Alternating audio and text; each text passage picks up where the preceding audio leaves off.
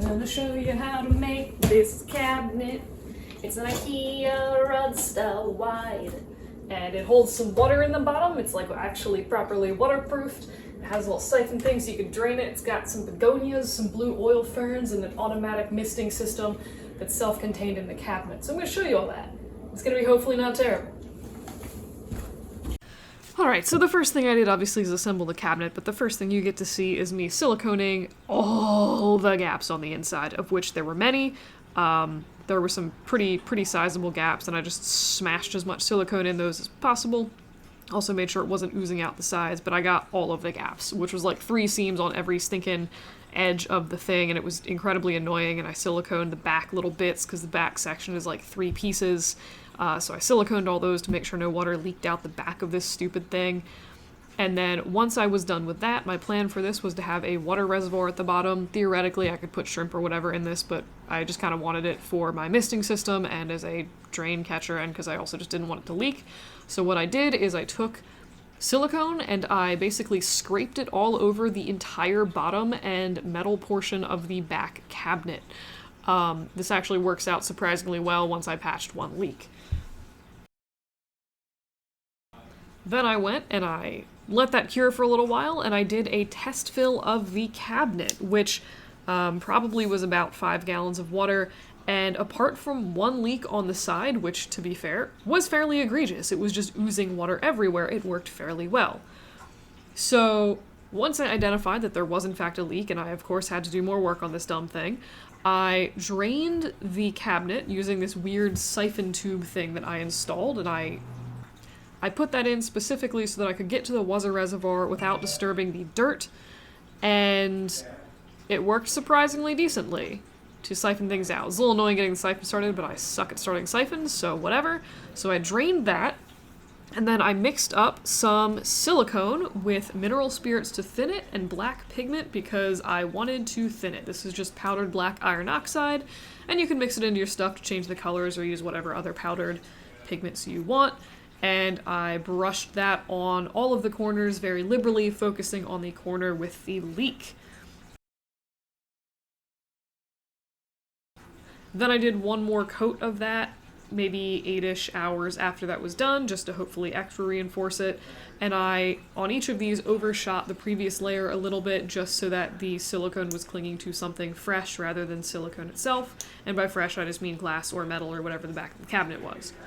So I reinforced all of the seams on the lower portion of the cabinet, and then I water tested again. This time, I didn't have any issues or leaks, so I moved on to doing other things to this cabinet.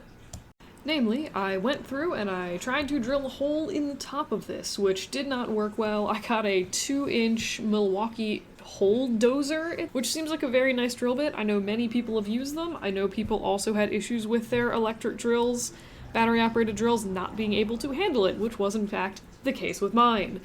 So I went in the basement and I found a random, I think 1.25" drill bit, which is just a different type, and I don't have footage of it because I'm dumb. And I used that, and it took like 20 minutes to drill this god-awful hole. It was really rough. There was a bunch of metal shavings on the inside of the cabinet. They got kind of all stuck in the silicone, and after 2 days have already rusted. It was a whole thing. Anyway, hole drilling, not super fun. So, next thing I did is I took an absolutely disgusting amount of spray foam, and I coated the back of this, and I added a little piece of PVC into the side of this so that I could shove water cables and pumps and stuff through that hole without having to disturb the substrate or weirdly hide it behind moss or anything like that, or permanently foam it into the background. I also used a few plastic cups of assorted sizes to bulk out the background and add some little ridges and volume without just using 8 billion more cans of foam. And I just jammed them into the foam to get them to stick. I used about 8 cans total for this thing, and I just attached some random cork bark and some sheet moss from Josh's Frogs all over the back of this as the foam was still wet. This saved me the effort of siliconing it on later and saved me a few little metal pins in the back of my foam. I also realized halfway through doing this that I was going to run out of the moss. I'd only gotten 3 bags of it. I think 4 probably 5 would have been better for full coverage of the back, so I was like, oh shit, what do I do? And I ran upstairs and I got a piece of scrap plant felt and I started just throwing that on the back like a crazy person because it holds water nicely. It's a little unsightly, but hopefully that'll get covered by stuff eventually. But anyway, so that was my panic solution. So once the back was dry, which took about maybe 2 or 3 hours before I was able to lift it up, I flipped it and I did both sides, and I only filmed one, so all you get is one. Yay. Once all that foam was dry, I moved it into the house with the help of my lovely boyfriend, and mercifully we have moving straps, which make moving this actually pretty straightforward. Other thing that I did is go through and add in to cover the horrendous hole in the top of this that was just full of scratch marks. I 3D printed myself a custom little washer thingy that I siliconed in on the top and the bottom to both cover the scratches and make sure that the hole did not rust or it wasn't covered in the black, probably powder-coated surface. And once it was moved inside, I basically just vacuumed out the actual back wall itself, as well as all of the little bits of crud that fell off of it into the bottom. And I scraped off the glass with a razor blade, as well as wiped it off with acetone, again to remove any stray bits of foam, of which there were, and little bits of stray silicone. I also decided in a fit of paranoia I was going to water test it again, in case I dislodged something while moving it inside. I really didn't want this to leak all over the floors. But it didn't, and there were no leaks, so it was fine. So I started experimenting a little bit with the plumbing. I took one of the little inlet pumps from my automatic mister, and I shoved that through the little tube behind the foam and into the bottom of the water reservoir. And then I kind of like played with the little thing, hooked it up a little bit, turned it on, and just tested to see if it was physically able to lift water up the height of the cabinet, which it was, and there was a weird little fountain, and I was very excited. So I set up my misters just as a little test, and I decided in the end that they were a little bit too hard to control. They kind of got water like all over my lights and everywhere I didn't want it, so I ended up swapping them out for some different little fittings, which I'll talk about later. But the pump itself, apart from being a little bit loud and kind of annoying when it runs, does seem to be working pretty nicely.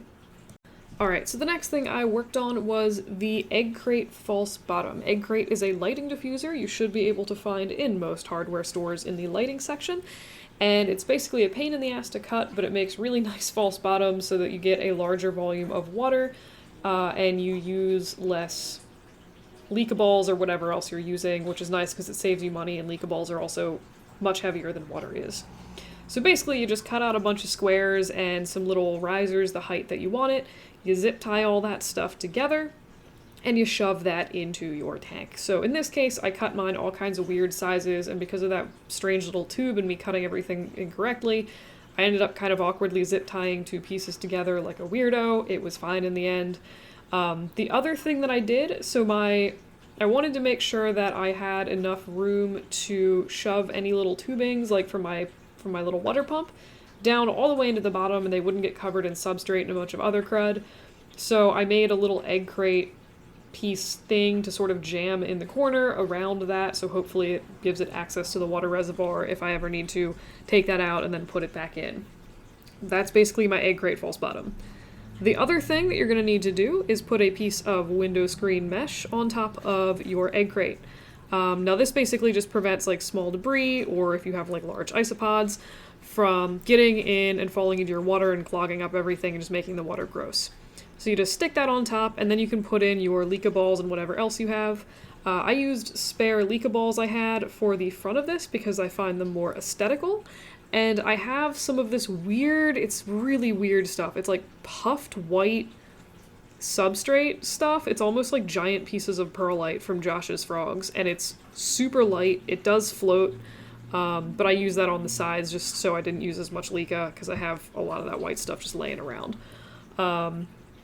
Once that's all done, you can go ahead and just add in a layer of charcoal. I've not added this and not had a problem, but like whatever. I usually add it in large builds because I'm paranoid. It's supposed to help with a little bit of filtration, like water purification or whatever. And then I added also a layer of sphagnum moss, thinking that maybe if anything was going to fall through, it would kind of get tangled in the moss before like clogging up the charcoal and everything else below it. And then I have these weird coconut husk cube things. I don't really know what they are. I'm sort of following along with Benji's build from YouTube, and he suggested these, so I acquired them. But it's like these weird giant coconut chips, and I mixed them into some sphagnum moss and mixed in a little bit of random terrarium dirt that I had from previous projects. I have no idea what's in it at this point. And I mixed that all into a weird blob of substrate and kind of called that a day.